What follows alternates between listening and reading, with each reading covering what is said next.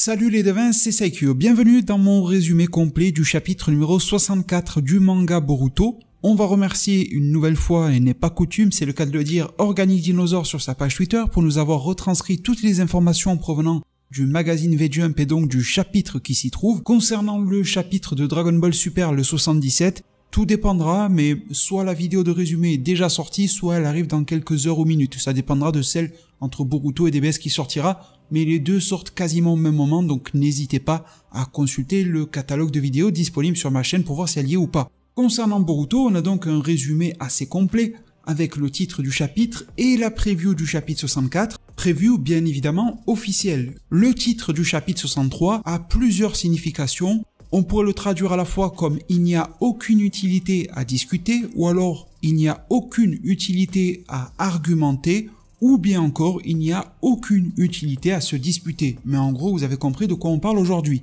Le chapitre démarra alors avec Code qui est en discussion avec Ada via leur espèce de portail, vous savez, avec l'oreille bizarroïde et tout ça. Ada était un petit peu énervé du comportement de Code dans le précédent et les précédents chapitres vis-à-vis du fait qu'il ne l'écoutait pas. Dans le chapitre 63, le frère de Ada, Daemon, qui est endormi, ne dit rien et ne fait rien. Il n'y aura pas de petits sursauts, de petits réveils comme dans le précédent. De leur côté, Code et Ada essaient de deviner comment Boruto a pu retrouver Kawaki. Toujours du côté de Ada, celle-ci se voit être jalouse de la relation et du lien spécial qui unit Boruto et Kawaki l'un envers l'autre. Kawaki de son côté ne désire qu'une seule chose, c'est que Code l'emmène de son côté, c'est-à-dire du côté de la secte et de ce genre de délire, et qu'il puisse alors servir de défouloir, comme vous le savez, à Code, et qu'il laisse Konoha et tous ses habitants tranquilles. Boruto ne veut évidemment pas que Kawaki rejoigne Code et que les deux s'en aillent dans un lieu mystérieux.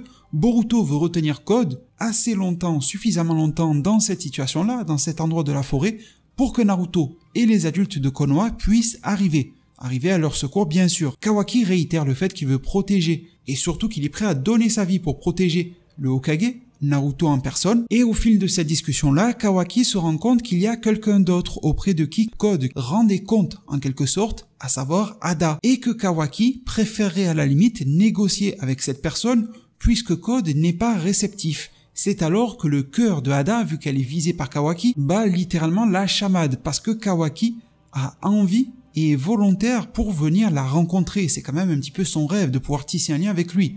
Ada commence à rougir et à transpirer abondamment. Alors on espère que ça va pas se terminer en porno, mais ne vous en faites pas, le chapitre reste sur du tout public, étant donné que Boruto frappe Kawaki au visage et commence à se disputer avec lui car il trouve que Kawaki a beaucoup trop envenimé et compliqué la situation qui était pourtant simple, rester allongé tranquillement à Konoha.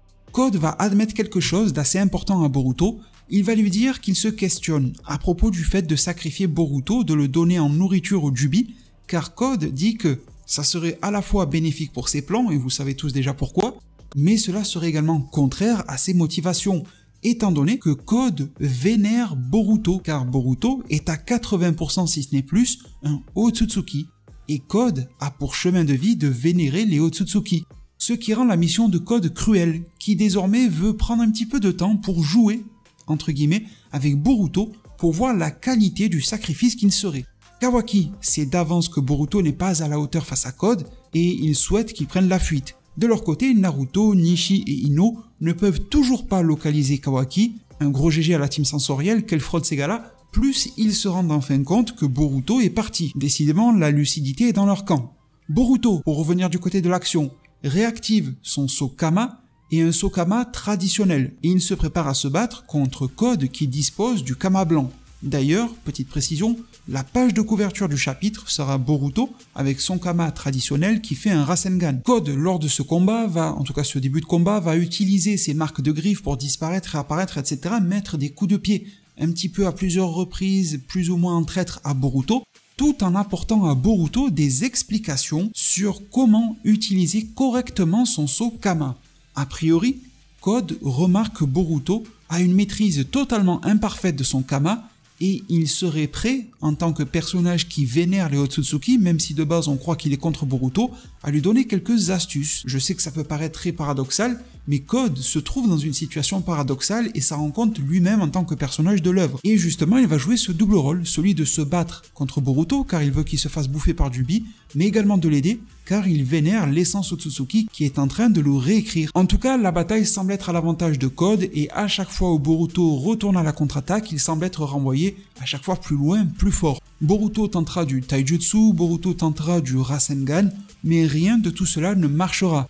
Et à vrai dire, ça ne sera pas du tout les seules tentatives de Boruto lors de ce combat-là. Il va y avoir du Kagebunshin, donc du clone, il va y avoir du Raiton avec le Jin Raisen, mais à chaque fois, cela n'aura aucun effet ou alors tout simplement Code pourra l'esquiver. C'est alors que Code va prendre le temps d'expliquer à Boruto l'essence du Sokama, ce qu'il considère comme étant l'expérience de combat des Otsutsuki.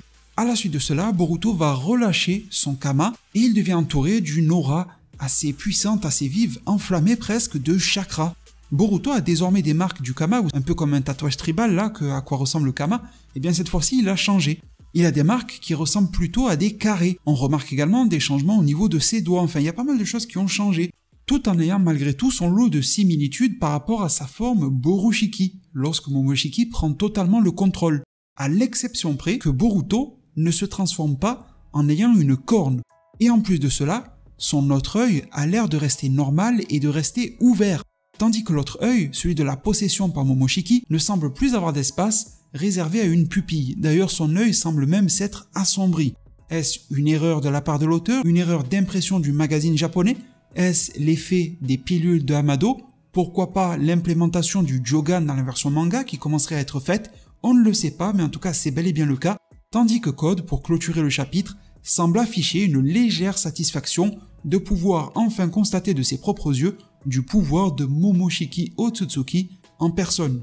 Et cela marque la fin du chapitre 63. Concernant le chapitre 64, la preview sera assez brève. On nous dit que face à une menace écrasante, Boruto libère les pouvoirs de son Sokama qu'il avait réprimé. Et la preview ne s'en arrête pas là, car elle met le doigt sur cette nouvelle forme et apparence visuelle de la part de Boruto, de Borushiki, on ne sait pas exactement qui a le contrôle et qui a le dessus de cette forme-là, et il nous pose la question, cette apparence visuelle et cette forme, quelles sont-elles? Et c'est le mystère pour le chapitre prochain, que l'on suppose comme sortant le 20 novembre 2021, mais ça je vous le confirmerai dans quelques jours.